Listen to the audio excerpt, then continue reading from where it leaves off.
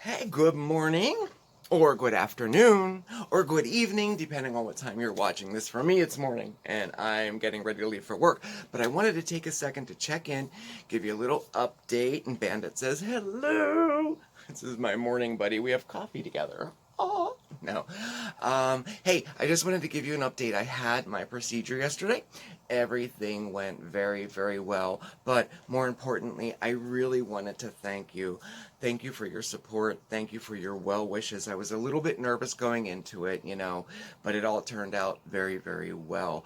I know people get colonoscopies every day. I know it's become a routine procedure, but I had never had one done, and the urgency of having to get one done because of a positive Cologuard test and all of that was just made me a little nervous. So, but your well wishes, your comments, your emails, everything made it that much better. Thank you so, so much. You have a good day, a good evening, a good night, and I'll see you tomorrow, okay? All right, thanks. Now, enjoy story time with Steve.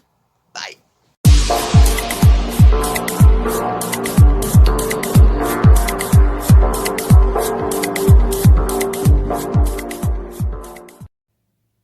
Hello everyone, I'm Steve, you just saw Mark, and this is SmokeySteveAndMarc. Either welcome or welcome back, and happy Thursday. We're getting towards the weekend. I think it's going to be a nice weekend here. Today was a beautiful day. I was on the road in the rural hinterland spreading mental health, which was, it's always a fun drive at least. Happy to be here. Hope you're happy to be here as well. Hope you're well. Hope you're safe. Today is going to be a bit of a story time again, because it's Thursday. And today's story time is inspired by both Mark and Chantal. Now, put those two together and find some common ground. But they both inspire me to bring up a discussion about the aftermath of living with mental health concerns and maybe some substance use concerns and things like that. So we talk a lot about recovery and the benefits of recovery and what comes along with that. Having a fuller life, setting goals, setting personal goals and meeting them, and then increasing your goals to push yourself further, and having setbacks in that, and, trying to move forward, 2 steps, 1 step back, that kind of thing. So before we go into that, we actually have to pick a winner from last week's video, When I Grow Up, or When I Grow Up I Want to Be. I forget the title exactly. We showed off a book, a first book from children's author, Brian Eltz. He's a friend of Mark's, and he wrote a book called Up Shakespeare.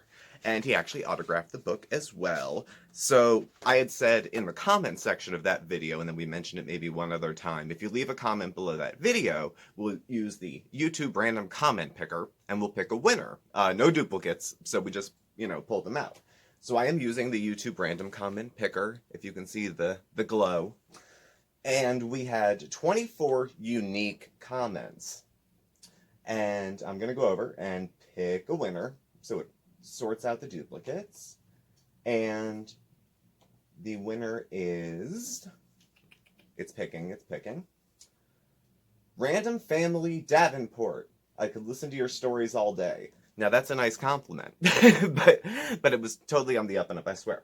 So, do get in touch with us, Random Family. You're going to need to send us your email address. We're going to have to mail it to you if you want the hard copy. There's other ways to purchase it. They're listed on the original video if you want to get it on Amazon or Barnes & Noble or BAM. That's the other one, Books A Million.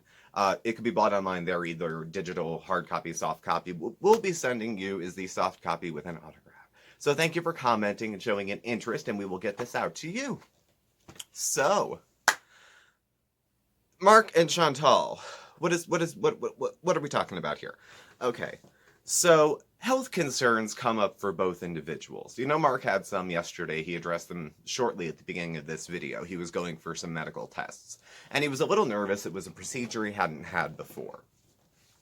So the preparation for the procedure he was going to have, y'all know what he was going in for. It was the kind of test where they sedate you and then go at you from the back. Which, I don't know how much he said in the beginning of the video, though I watched. So we'll just leave it at that. We'll keep it friendly. We'll keep it PG.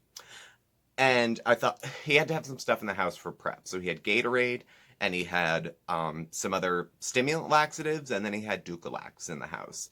And that flashed me back to being a 14-year-old boy with an eating disorder. Not a care in the world as long as I lose a few pounds. And he was taking, I think, 4 laxatives prior to the flush that he was doing. And I remember I used to take, now I was sicker than some, not as sick as others. So this isn't meant to be woohoo, oh, ooh, scary, look how sick he was. Again, sicker than some, not as sick as others. I was taking like 15 laxatives a day. I would take them before and after and during meals sometimes, with my thinking that it would just rush everything out of my body and I wouldn't absorb the food, which I found out later didn't really work. It just gave me cramps and put me in the bathroom a lot. So that jumped off a little bit. Then also I was thinking about Chantal, because we all know that her decision-making choices are somewhat compromised for a lot of reasons. And thinking ahead with consequences and aftermath isn't really something Chantal is known for. Thinking ahead to, this could be the consequence if I do X, Y, and Z. She doesn't see things ahead, too far ahead, as many viewers would agree, or at least meet you halfway with. And when I'm thinking about consequences of addiction or mental illness, consequences weren't something I thought of at the time when I was sick. They're only the kind of thing I live with now. And it's not that I didn't think these things could come up, it's that I was a teenager and I thought it wouldn't matter until I was in my 40s. I will be 39 next month. We're getting there. We're getting there. So the 4 areas of my life that were kind of screwed up by using and everything. And Mark's, the issue he's dealing with now, as far as any of us know, has absolutely nothing to do with mental illness or addiction. It's just a physical problem he's going through. Chantal seems to be mostly mental, peppered with physical problems that she doesn't relate at all to what's going on with the rest of her life. So she goes. She withholds so much and then is dishonest about other stuff, it's hard to peg down. But that's for tomorrow's coffee talk. So, mind, body, spirit, and social. Mind, body, spirit get put together a lot, but I think social health is important too, especially if someone's dealing with addiction or severe mental illness. I remember being in the psych ward, and there were visitors for people who had had depression, and that's basically what brought me in there. Some self-harm leading to depression leading self-harm was my last hospital stay, and it was in February of last year, right before COVID hit. But there were visitors for folks in my spot. There weren't many visitors for the folks who were severely delusional, who talked to themselves most of the day, who continued to talk even if you were talking back to them, because they were talking about something that they believed was part of your reality too, but was only part of their reality and not really everybody else's. Email. So, talking mind, body, spirit, and social. We'll get to the social last. Body. So, from my perspective, except for what may be happening now, which is almost nothing, and my mental is making it a little bit worse, my body, most of the damage I've done to my body, I've done to my body. It's not random, struck by lightning, illness. It was not anything, congenital or genetic that happened to me. Everything that's gone on in my body, from my weight to any self-injury, to needing new teeth as a result of an eating disorder that went untreated. Also, any complications from hardcore medications I've had to take over a long period of time. I didn't really think about those consequences again when I was younger, but what it's coming up to now is dealing with those. So those 15 laxatives a day, which seemed like, ooh, I'll get to see my hip bone. Well, now I get to spend more time in the bathroom, and it often comes on very short notice. I've given myself some complications. Like when you have to go, like number 2, and you have X number of minutes to play with, cut that in a third. And that's about how much time I usually have to play with if I have to jump away and come back. What else? Dental work I needed quite a bit because I had an issue with binging and purging. And for whatever reason, this side took it harder. This is the 4th, I just got it a couple weeks ago, 4th crown I've had put on this side. Root canals, crowns, they wanted to give me another one over here. Quite frankly, my insurance, even good dental insurance, sucks. If you have a union job, you might be making out pretty well, but even that is bad. So it's over time I've had to pay to get these things repaired. It's since 2015 was the first time I had dental insurance in 8 years. So I went back to the dentist and it was like 1, 2, and then I ended up getting another one that I couldn't really afford. I used my entire flexible spending account on a tooth. And then over here, and then they want to do another one here. I'm like, fucking pull it. I'll give you $50 on the slide and let me borrow your tools. Like, I'll take care of it myself. It doesn't even connect to anything. So dental work was expensive. That was not something. I get random changes in when I go to the bathroom, number 1 or number 2. There's stuff happening in my body that I don't even know what's going on about. When I went to the doctor recently, I reported all these things because some of them were relatively new, like waking up and getting sick from the night before, or this heartburn bad that started out of nowhere maybe 2 months ago. And I was taking Marc's expired medication, which causes sudden death. So I ended up getting a script for Prilosec of my own. So I just wasn't thinking this far ahead. They said, wear your retainer. And I went, I'm 20. I'll be 40 by the time. I'm almost 40. And my teeth are snaggling in the front. Should have wore the retainer. It's wasted on youth. Good advice is wasted on young people. That's all I kind of got to say. I forgot certain things, too. Now, I'm going through some testing now, so I'm a little nervous. By the way, before I get into my mind, which is frankly shot, my body right now is going through some physical stuff, potentially, perhaps. I have to get another MRI. And so I'm nervous about that, but I also have somewhere between this sense of peace and apathy, so I can't decide if I have a lot of perspective on what's going on or no perspective on what's going on. I can't decide if I've accepted it and I'm being stoic, or if I'm just not thinking about it at all and not taking it seriously and asking for help and putting thought in and asking for support and all the other stuff you're supposed to do when you feel afraid. So, mind. Like I said, I'm pretty shot out. I was very sharp when I was in like high school. My grades were good. I wasn't valedictorian or salutatorian, but I was about 5th in my class. I was towards the top. I skipped a lot of school, so I would miss things like homework and tests, but I would do really well on the finals, so it would kind of balance out a little bit. I couldn't pass a GED right now. And first of all, GEDs, I think a lot of people couldn't, because I was helping guys in jail try to study. It's hard. I wouldn't pass a GED right now. I remember about 1/10 of what I went to school for. If only I had to pay 1/10 of what I spent on college, that would be nice. If it was like results based, I only want to pay for the classes I got A's in. How about that? It doesn't work like that. It should. It doesn't. I forgot basic things that I had known before. And this was the mixture of 2006 to 2012 when we were like a little bit mentally ill and a little bit drunk 24/7. So these things are ping-ponging off each other. So by the time I had dried out and got a cocktail of meds that brought me a little bit back to reality, I'd forgotten how to do some basic stuff. Like I forgot how to do a ledger on a checkbook. Now I know most young people today probably don't, because you just check your balance at the ATM or you check it online. But I had known how to do it old school, and I liked to do it old school, and I forgot how. I didn't even remember. Someone had to show me again. Actually, no. A lot of the stuff I forgot, I Googled, because I was too embarrassed to say I forgot how to do it.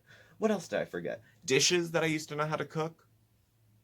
I couldn't remember times, temperatures, proportions, and these were things I could do from memory, because I always liked to cook since I was a kid.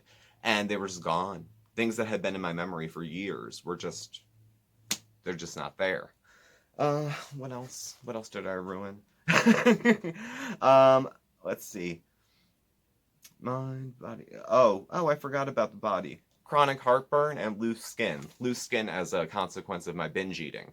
I was a binge eater. I wasn't just an overeater. So I would eat until I was so full I thought I was going to burst. And then eventually I figured out how to make myself burst, and I wasn't as fat anymore. But it was a result of excessive overeating over periods of time. I had stretch marks like pregnant women get, but more. So I was gaining weight faster than women at 9 months. I mean, purple, bright red, all over the place. And they never really went away. They just turned white, but the skin never really pulled back, because I never lost more than 100 pounds at once, but I lost the same 100 pounds 3 times. So my elasticity is crazy. I wore a wife beater to the beach, and it might not sound like a really big deal, That was the same as going to a nude beach for me. I felt so exposed, so naked, and I was like, it felt like I was wearing a costume. It didn't even feel like it was me. I was like, the only way I can get through this is if I pretend to be somebody confident, someone not like myself, someone who feels like they look really good in these clothes. Um, and having the loose skin permanently, or at least until now, damaged my perception of my body. My mind doesn't see anybody in any good shape, whether I was 150 pounds. I thought I was heavy at 180. That's my goal weight now. You know, your perspective on how fat you were when you were thinner or when you were younger changes a lot of the time. I was like, why did I hate that body? It was so slim. You know, why did I think I was bald then? I'm bald now. But so the body. And then, of course, I said the mind, confusion, a lot of the times. I'll smile, and when people share memories of what they did in their late 20s, like when they got married or bought their first house, or when they moved or got their first, promotion into management, and I kind of try to nod and smile, because my 20s, I was drinking Listerine in my sister's old bedroom in my parents' home on a futon. I don't have those memories. My 20s, which is one of those periods of, I think, a person's life where they're one of the periods where I think people think you'd be most active in, like, getting your social life together, having a good time. Maybe you settle down in your late 20s, you have a kid. First of all, I didn't want any of that shit, but it was not about having any of that shit. It's that I couldn't because I was not well enough to do it. And it was in my hands when it stopped. I say this about Chantal, and it's as true for me. It stops when I say it stops. It stops it stops as soon as I ask for help. For how sick she is and for how sick I was, there was no digging my way back out of it on my own. Even if I was homeless, I would have had to drag my ass to the Salval and pretend to be Christian because I was running out of options at the time.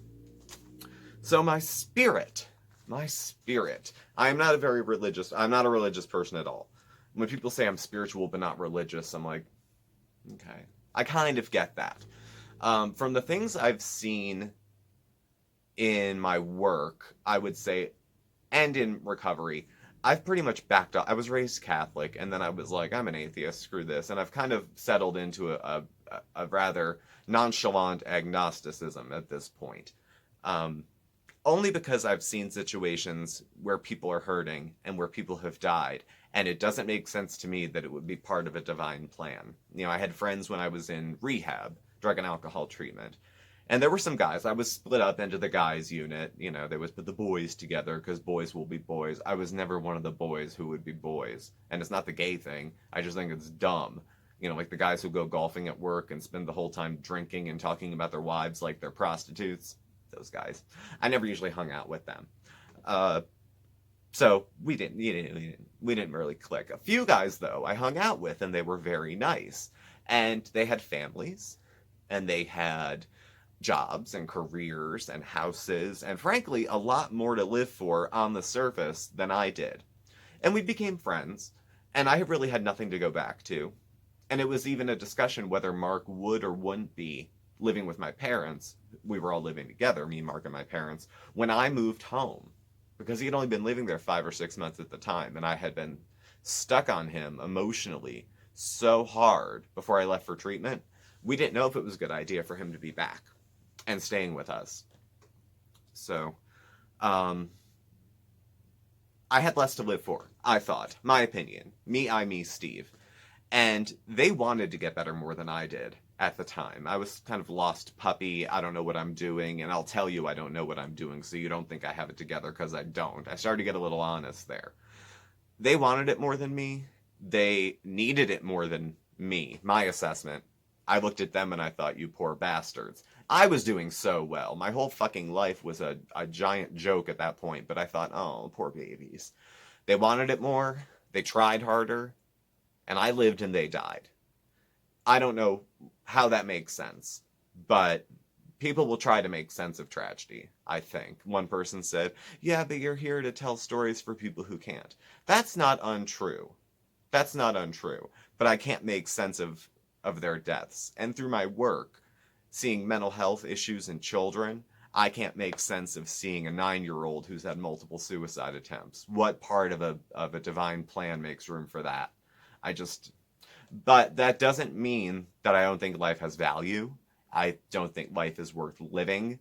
I think there's so much we can learn from each other and each other's experiences. I tend to find my spirituality in community with other people. Some find it in a very solitary place. Some people find it in the woods. Some people find it in a church or with community. Some people find it alone. Some people find it in dialogue, just back and forth, one, two people. Some people find it in meditation, again, alone. It depends how people connect. I tend to find it when I'm working with other people, there's this kind of hum of spirituality that kind of goes back and forth. There's a similar hum when I'm making videos, too. It kind of feels like, okay, this is getting out of me and into somebody else's ear, and maybe it'll matter, and maybe it'll entertain, and maybe they'll subscribe, and maybe they'll unsubscribe. I can't control what other people do with the video I make. All I can do is try to say something that I hope is helpful, maybe a little funny. Not that addiction, mental illness, and death are funny, but I have a very absurd kind of way of looking at things. I was brought up Irish Catholic. We have a very interesting dynamic towards death. Occasionally people put the corpse in the living room. You know, it's different. So, spirit. Yeah, I said I'm not particularly spiritual, except in I find there's some magic in storytelling and communication. Between two people when one person can connect with another. By telling our stories, we're telling people about ourselves. That's how we tell people who we are. And if we're telling the truth, it's a great way to connect with someone. If we're telling stories to make ourselves sound more important, or to make ourselves sound like a sad sack to win pity, those aren't as useful. But telling the truth about ourselves to somebody else in a very raw sort of way, I think is such a spiritual experience. I'm me, Steve. You know, it's different for you. And that doesn't mean I wouldn't join you in church if it was important to you. You know, I go with my family at Christmas and Easter if they want me there because it's important to them that I go. So I go. And socially, I was all screwed up socially. I have good college friends that I haven't seen in 15 years. I graduated college in 2005. We were friends for a couple years after when I lived in Philadelphia. And then, for the sake of their own self-protection, they cut me off and ran like hell. And could you blame them? I mean, they were the good friends who, for their own protection, cut me off and stayed away, which left me with drinking friends, rando bar friends I would meet, maybe take home, maybe wouldn't, because maybe that night I needed to feel attractive, so I brought somebody home who thought I was attractive. It didn't matter what they looked like. I couldn't have cared less, but if they liked me, then it proved something about me. It proved I was attractive. It proved I was worthy. So trying to get back a social life, I couldn't really, when I was done drinking, I couldn't imagine what that would look like. I had nobody left but like drunk tricks and that's it. That's all I had. And my parents, you know, and Mark. But Mark and I were just friends and I was still playing, you know, hard on my sleeve, peeking over his shoulder to see who he's texting. Because I'm like, if he's not going to be with me, he better not be with anybody else either. You know, and of course I wanted to believe he had never been with anybody else ever. That he just walked right out of a monastery and into my life. Of course, that is not realistic. But that's what I wanted to believe. But I hadn't talked to my old friends. Nobody trusts me. 2 years into recovery, nobody trusts me. And they shouldn't, because I was sick 3 times as long as that. And I had a year or so of recovery prior to all this. So there was no evidence that I was going to get particularly well for a long time. There was no proof that I was going to stay well for any amount of time. I don't think people say this about their parents if their parents have stuck around, or an aunt or a cousin or a family member. There seems to be one in almost every family who, I don't want to say caves, but will check up on the addicted member of the family and will try to be the helper, even when other people have sometimes cut them off. I try to be the helper, but I don't know. Since I work in human services, people call often with their personal problems, and they're like, you work in that field, right? I'm like, kinda, sorta.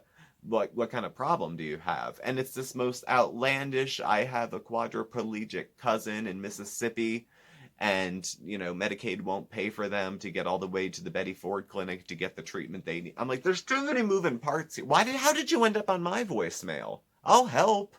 But friggin', I gotta call Medicaid in Mississippi? Why did you call me in Pennsylvania? How did this happen? Who transferred you to me? So, but again, trying to help is satisfying. It's unsatisfying when you spend all day trying to help someone and then they hang up, but that's just the work. That's just the kind of work it is. So, 6 years of lying. All my friends at that point were addicts at the end of it. And then when I started trying to re-socialize, I went to AA after rehab. They recommended it. 90 meetings, 90 days. Where that came from, I don't know. Everyone will tell you it came from a different place. Judges like that one. You'll go to 90 meetings in 90 days. Can I get a ride? Because I live in a semi-rural area with no bus service. So they'll lock you up if you live in a rural area with no transit, i.e. half the county. But that's neither here nor there. I was on treatment court, though, so I had to get around, and I didn't have a license for the first part of it. I ended up getting my license back relatively quick once I got out of rehab and got back home. So that was another way to socialize. I would give rides. I was the guy with the car who everyone wondered, how did he get his car back so fast? And I would give rides to people. It was another way to socialize. They were using me to get somewhere. But like any other, pre-Uber driver, I would take people to meetings and go pick them up and do stuff like that. And then after the socializing was done, like the fellowship part of it, the meeting was very uninteresting to me after a while. It was a lot of the same over and over. It was particularly religious-y in certain areas up here. And imagine the boys' club golfing, except now they go into a meeting where they're going to tell everyone else and talk over everyone else and tell you how they know everything and you know nothing. If you've ever been to a men's AA meeting in this region, you'd understand why I don't go. If any woman went to a men's meeting, I think they'd be surprised. So that's how I pulled away from there. But then my addiction still needed treatment. It doesn't go away just because I stopped going to 12-step meetings. So I began working with my mental health provider, doing some medication-assisted treatment, and then doing some therapy off and on, back and forth, as needed. So, yes, there's recovery at the end of all these things. I've been able to find it. I've been fortunate. I had help from Mark, from my family, from my employer, my current employer. This is the longest I ever held a job as an adult. As a child, even. The longest I ever held a job. So, on those ends, I'm fortunate because there's people that will work with me when I'm having a hard time. And they understand for me what having a hard time is. That I can call into work and say, I slept like shit and I'm mood swinging all morning. And they understand that that would mean I would say I'm requesting a day off. I don't have the stomach flu. I don't have a headache. I can't sit still and shut up. And they understand that that could be a reason why I may not come to work that day. So on that end, I've been very fortunate.